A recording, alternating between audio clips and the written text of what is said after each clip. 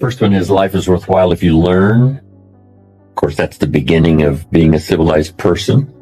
A person of accomplishment is to learn. We go through those early grades in school. Part of the learning process, though, starts right before we go to school from our parents, mother, father, hopefully. I was very fortunate to have excellent parents who taught me well even before I started school. My mother taught me how to read and write before I went to school, so it made school a lot easier, and I enjoyed it all the years I went through high school, 1 year of college. But my parents gave me that great extra advantage from the things they taught me in those years before school. And then the rest of it is learning as you go, from school to enterprise, getting a job, learning what marriage is all about, the opportunity and responsibility, children, learning the possibilities.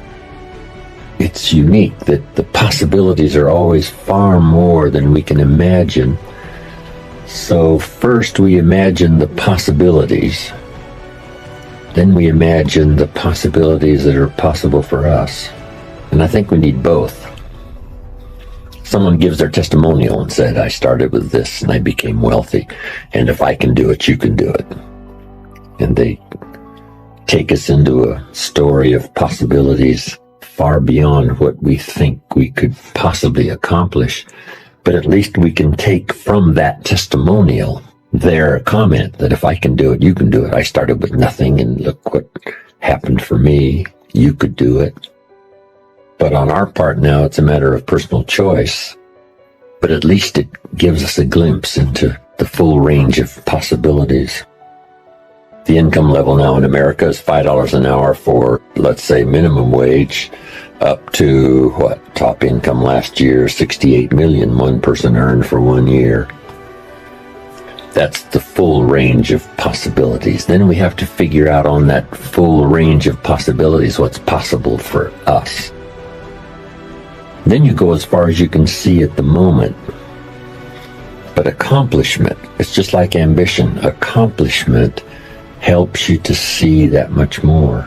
Once you've learned some skills, gotten some experience, you learn from that and you say, wow, maybe a couple of more skills and I could multiply my value by 2, by 3, by 5, plus my income, plus my ability to be influential, powerful, helpful. So it's true. Life is worthwhile if you learn. I say to the kids when I have a chance to lecture high school or college, nothing worse than being stupid.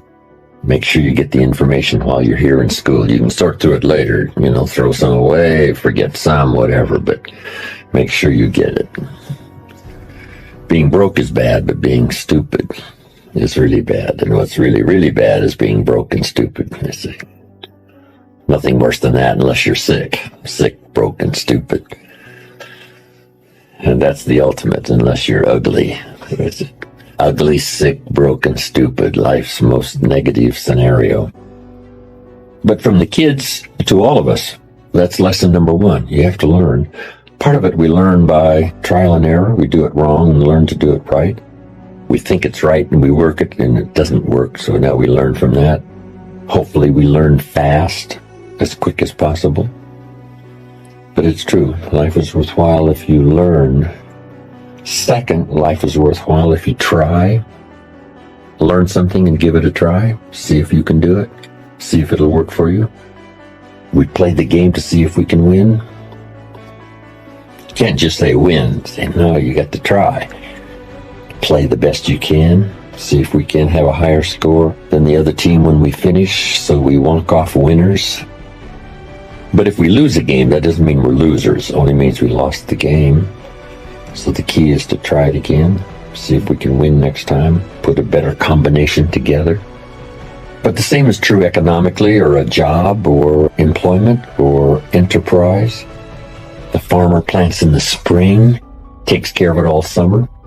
But at harvest time, a hailstorm comes along and beats his crop into the ground, which means now all is lost in terms of his harvest. So the question is, should he ever try again? And the answer is, of course, because the law of averages says more often than not, if you plant in the spring, you'll have a harvest in the autumn. More often than not, which is pretty good odds. Better than Las Vegas. But it's not a guarantee. Every time you plant in the spring, you will have a harvest in the fall, but more often than not, you will. So, of course, even if it was all lost, he would go back and try again in the spring. Not a guarantee, but a promise and an opportunity. And that's all of us can do, is to try our best with whatever opportunities come our way. Part of it's learning to recognize opportunity, take advantage of it. Chance to meet somebody and we let it slip by, and wow, that could have been the chance of a lifetime, could have been an open door. So we try to learn not to miss opportunities, to try it. Then when the record book is finished on your life, let it show your wins, let it show your losses, but don't let it show you didn't try. See what you can do. So life is worthwhile if you learn. Second, if you try. Third, life is worthwhile if you stay. Some people plant in the spring and leave in the summer when it gets hot. The weather's not to their liking, and the weeds are too tall, and the work is too hard. But you gotta stay. My advice is to stay at least through the cycle. Doesn't mean you have to stay forever, but at least if you've planted in the spring, see it through to the harvest and see what comes of it. It's like going to a game. Stay till it's over, I say. It's good training. Even though your team is behind, if you walk out and your team is behind, it's really not very polite. So they're losing, we're out of here. You know, if you support your team, you probably wouldn't leave till it was over. Even if your team is sort of hopelessly behind, that's good practice. Who are these people that leave early and spill their soft drink down your neck and step on your shoes and trying to get out early to beat the traffic? If you lay the foundation, at least see this project through, finish this one. Doesn't mean you have to build ever again, but at least if you've started this one, see if you can't accomplish this one. To stay through the summer, stay through the challenges, stay until at least this project is finished, and then make a decision on whether to plant again or whether to start another project or whether to do something again. Probably more marriages could be saved if they decided to stay at least a little longer, see if it could be worked out. Sometimes it might be as possible, but at least stay and try. See if there's another answer, another alternative, another way. And there usually is. So if you learn, if you try, and if you stay, and the last one was if you care. And I came up with the phrase, if you care at all, you'll get some results. If you care enough, you could get incredible results. Part of the miracle of the human capability and possibility is the ability to care, to love, to truly care about someone else, or to care about the enterprise, or to care about your country, or to care about your village, or to care about your friendship. Care enough to repair what goes wrong. Care enough to confront the challenges, to make something better. Great human possibility to care. Whether it's our children, whether it's our friendships, whether it's our duties to our country or our community. To care about the future of your country, to care about the future of your life, your family, to care what happens. Easy to be tempted not to care, especially if you're a bit of a distance from it. I made a trip last year to India, my third trip to India.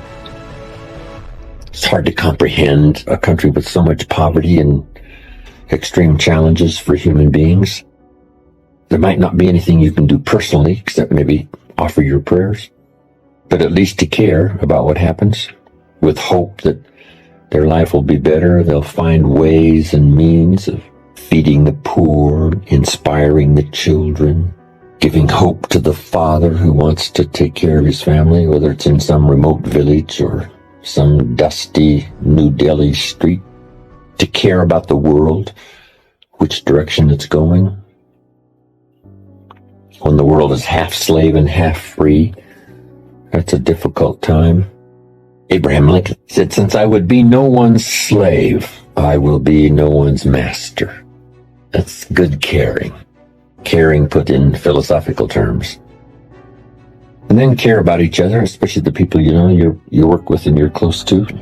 Because it takes everybody. One person doesn't make an economy. One person doesn't make an institution, an enterprise. It takes all gifts blended together to make something work, and learning to appreciate each person's value. I said to my audience yesterday in Colorado Springs, we had about 1,000.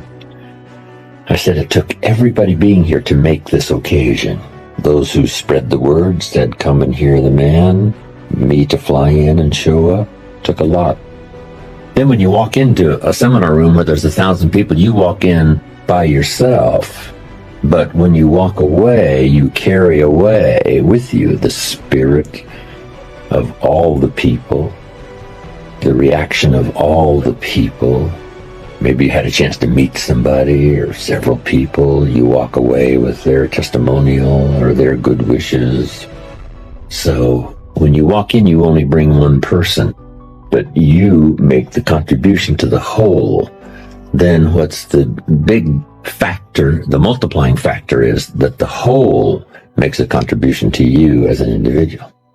So by contributing only one person, which is you, but your handshake, your smile, your participation, your reaction, but then you walk away with the substance of everybody, which makes you much richer than when you walked in.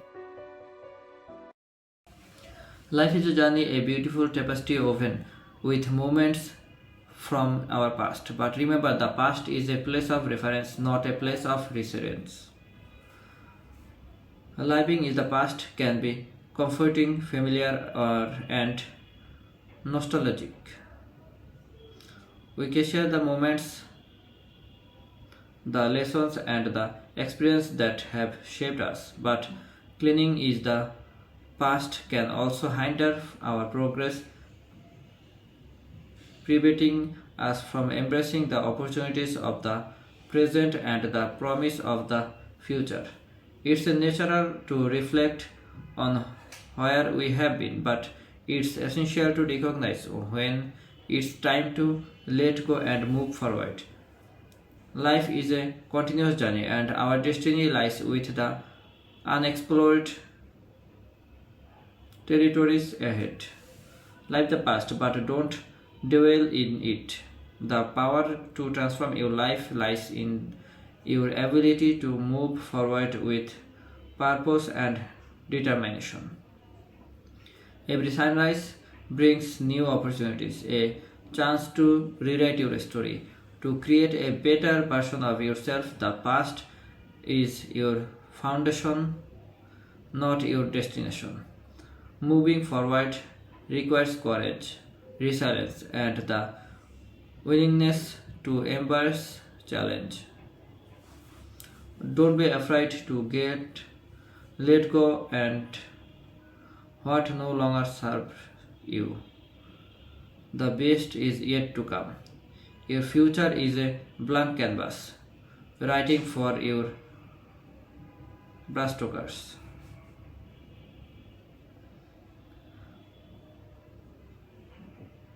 Seize the day, take risk, and believe in your ability to shape your destiny. In the grand symphony of life, your past is just one beautiful melody. Live it. Appreciate it, but don't forget to dance to the rhythm of the present and march confidently towards the future. Remember, the best is yet to come.